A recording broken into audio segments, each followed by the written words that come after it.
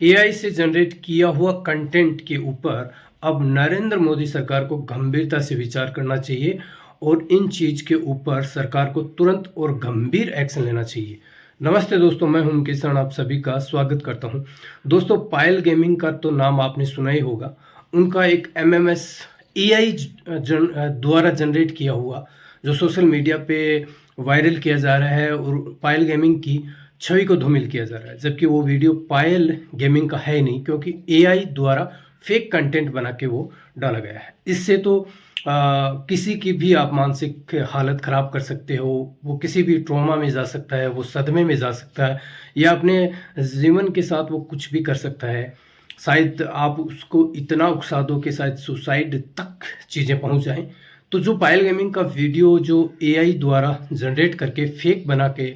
Social media में viral किया गया, आपको तो पता ही है कि झूठ सोशल मीडिया में सबसे ज़्यादा बिकता है और सच्चाई बिकने में समय लगती है।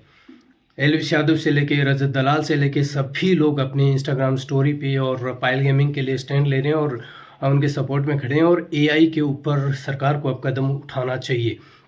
पायल गेमिंग को भी आके सफाई देनी पड़ रही है कि, और सोचो वो लड़की कितनी ट्रॉमा में होगी या कितने मानसिक दबाव में होगी और उसके ऊपर क्या बीत रही होगी या उसके परिवार के ऊपर क्या बीत रही होगी। जो वीडियो उसका है ही नहीं, जो एआई द्वारा जनरेट किया हुआ है। एक असम की शायद एक लड़की और थी एंजल, उसका भी ऐसा ही कुछ एआई द्वारा किया गया था। इसे एक लड़की की, एक परिवार की बेइज्जती होती है, उसकी छवि धूमिल की जाती है और वो मानसिक हालत उनकी ख़राब हो जाती है। और आपको पता है कि अंजलि अरोड़ा ने भी इंस्टाग्राम पे डाला गया है कि उनके भी शायद 3-4 साल पहले कोई एमएमएस लीक हुआ था। उस समय तो शायद एआई था भी नहीं, लेकिन वो भी पायल गेमिंग के पक्ष में और उनके समर्थन में खुल के बोल रही है कि मुझसे पूछो कि एमएमएस जिस प्रकार से लीक होता है उसका ट्रॉमा, उसका सदमा या मानसिक हालत कैसी होती है। मैंने ये चीज़ें बर्दाश्त करी है, तो सोचो पायल गेमिंग के लिए ये कितनी चीज़ें डरावनी रही होंगी या उनकी मानसिकता पे कितना असर डालती होंगी। तो इन सब चीज़ों के ऊपर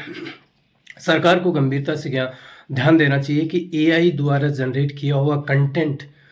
जो किसी का भी वीडियो, किसी की भी फोटो को कुछ भी बना के गलत तरीके से पेश करते हैं, उसका एमएमएस बना के या न्यूड जो वाहियात कंटेंट बना के डाल देते हैं लोग, और सोशल मीडिया में एकदम तेज़ी से वायरल हो जाता है और किसी की भी छवि धूमिल कर दी जाती है। आपको तो पता ही है कि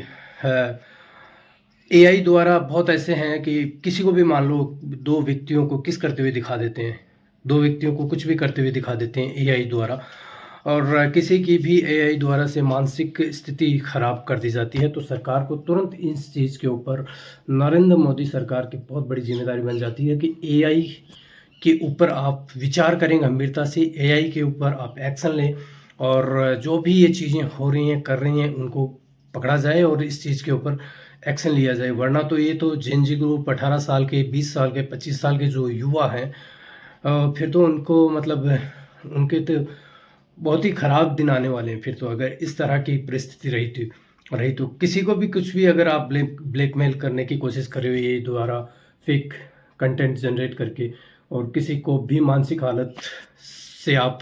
गुजरने पे मजबूर कर रहे हो, तो ये तो बहुत ही गलत चीज़ है। तो इसके ऊपर सरकार को कदम उठाने चाहिए और मोदी सरकार को इसके ऊपर गहनता से विचार करना चाहिए।